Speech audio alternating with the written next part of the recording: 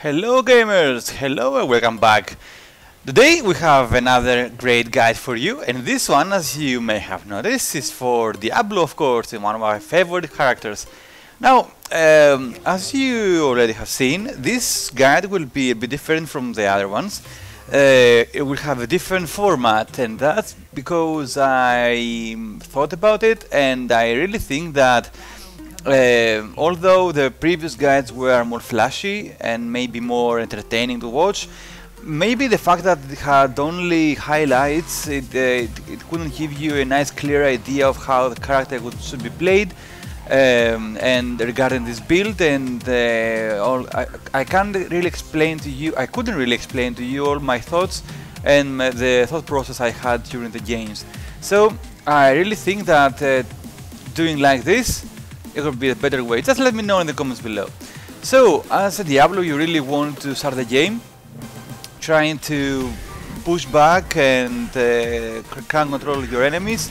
Here, of course, the easiest target could be, or was, Tychus for my team. So here I pull him back, throw him in my team, and we secure the first kill, which is always nice.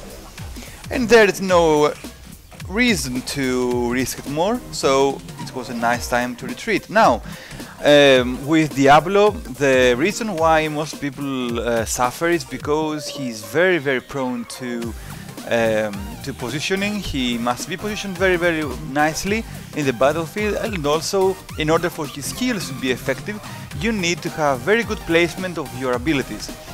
Now, also, you have to take note that if you engage in the wrong time, you are not very easily killed.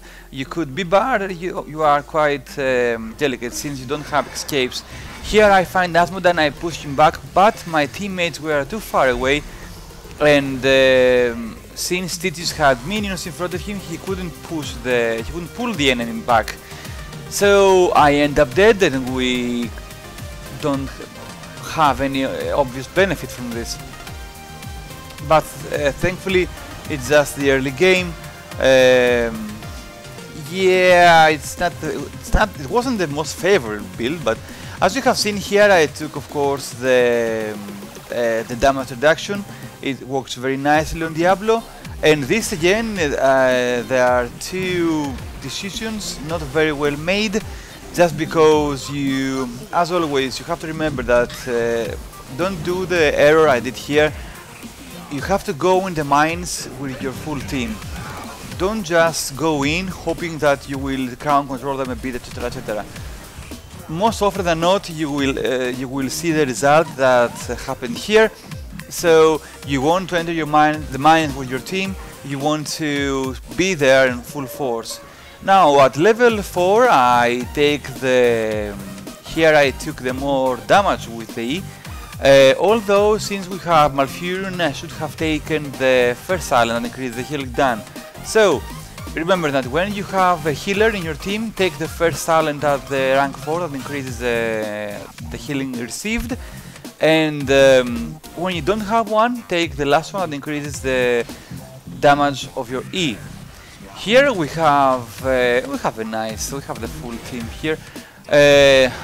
Tychus, first target, very important one.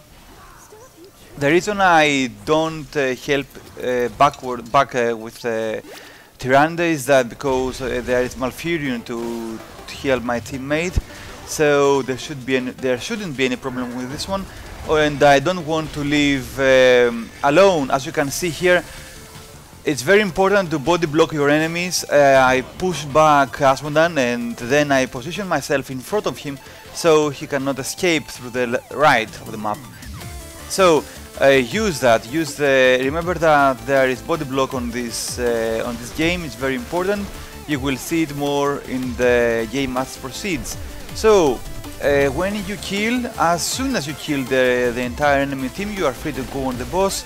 If you have thoughts that you could have enemies around and you are half-life, don't start the boss. It's very dangerous. So go back. Here you need to recall, you need to heal up, and you want to defend the golem. since they have more skulls than we do. Our golem is decent, but not powerful enough.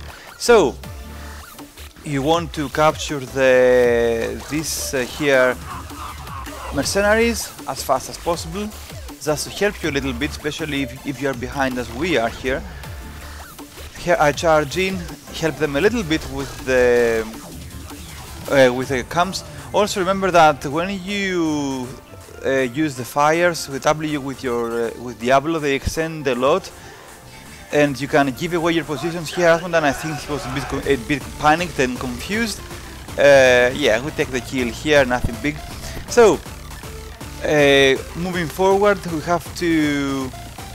Yes, of course. Here at the level 7, the best talent for me, for our guide, it's the first one. Just because the most important fact here is the crown control. Push Tychus, crown control them a bit, move back though now.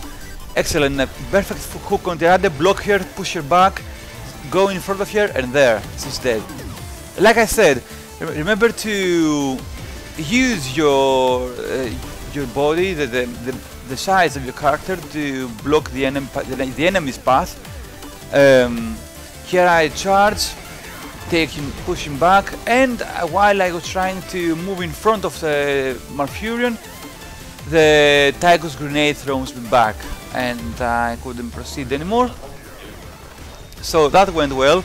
You are very remember that Diablo is a very tough character, but you need to have the support of your team, and that's why the level 7 is so important. Just because it, as you auto hit, it replenishes, it makes your cooldowns become ready faster, refresh faster, and your ulti, your Q and your E, these are the most important ones.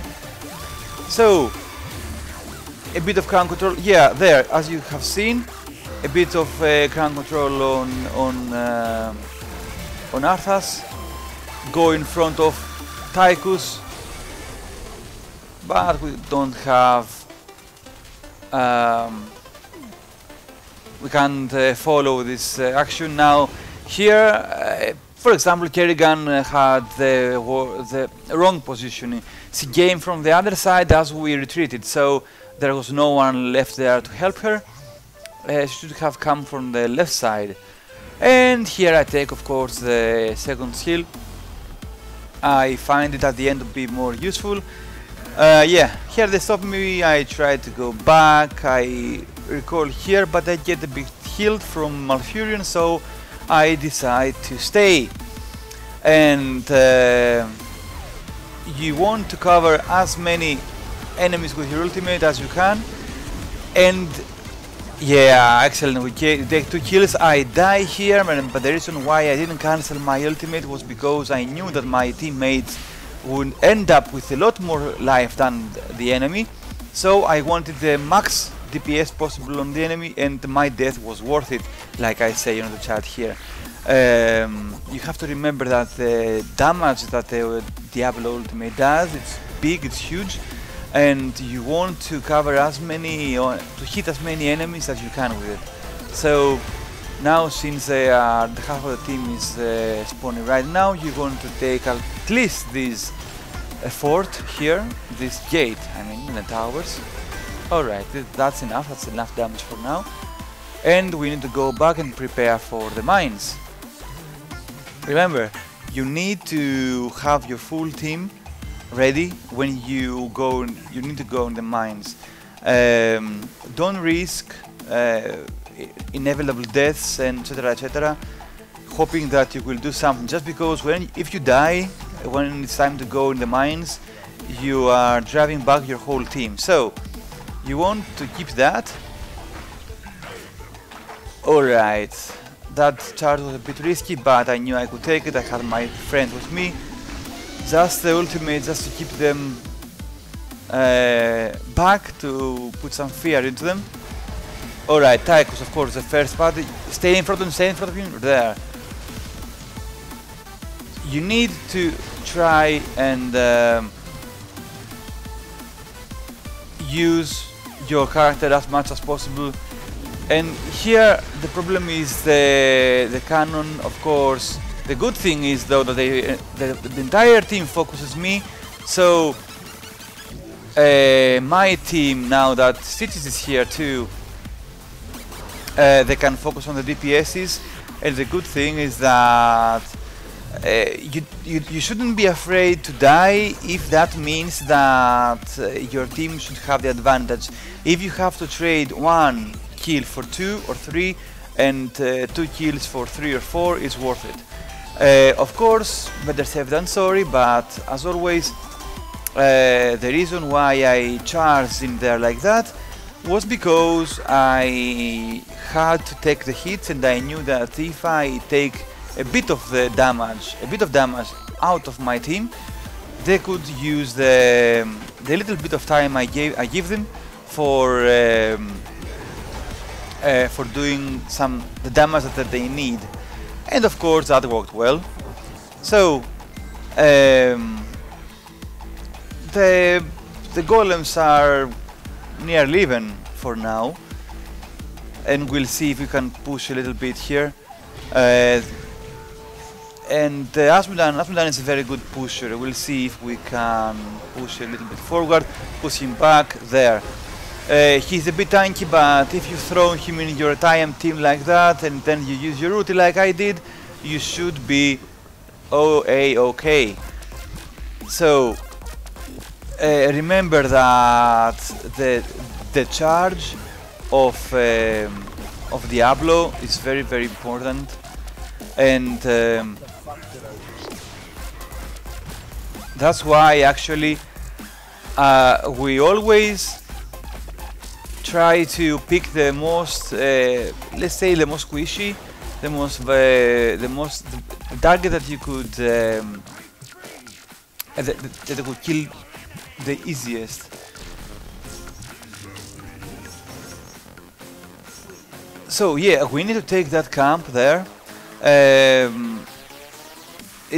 Remember that you have to take camps as often as you can, especially when you are doing good.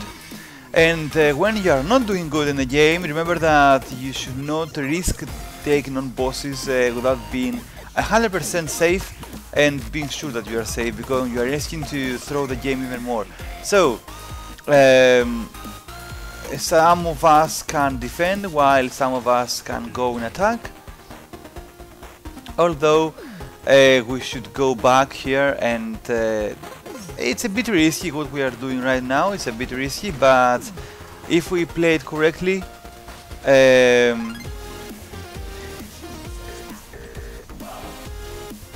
yeah, as you see here, I am not very keen on risking things like that because of that. It's very easy to feel overconfident and throw the game royally. I mean that,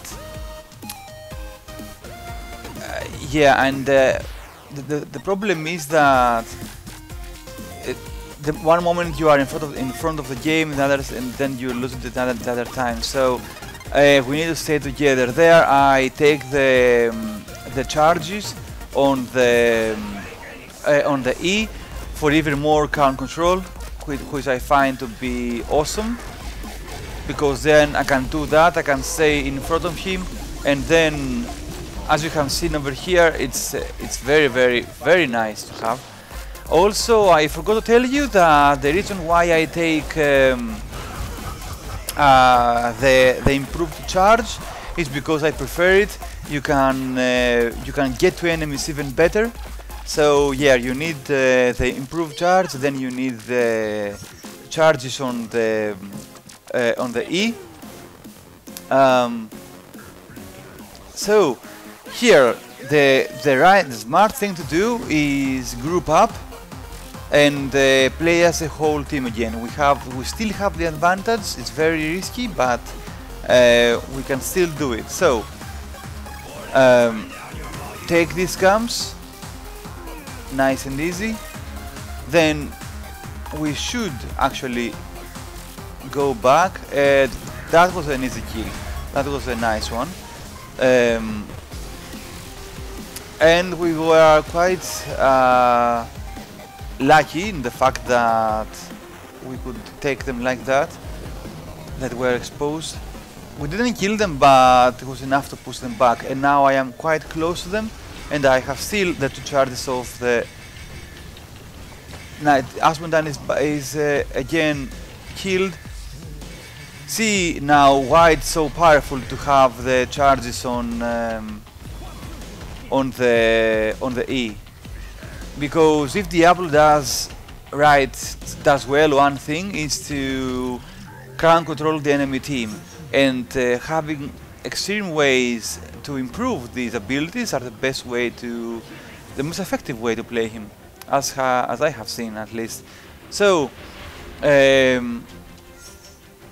that went extremely well, although the position of the enemy was a bit not, let's say, the best, and they took some risks and they paid the price. It's not very good to wander around like that, but you need to remember that it's very important also to play as a team. Of course, take the mines as soon as possible, especially when you have the advantage on the map. And if you can take the golem without problems, we could have a very nice end push for the team.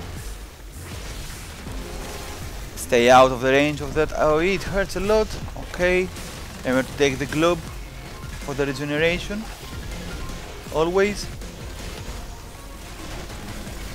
Okay, here Sodom of Furion. Alright, so we are set, we are good. Now go back, let's wait for the golems. Of course, it's quite one-sided right now. It's 100 to 0. So we actually, here you have 2 options. If you are quite confident yourself, you could let this minion alone. You could let this this boss alone, since it's so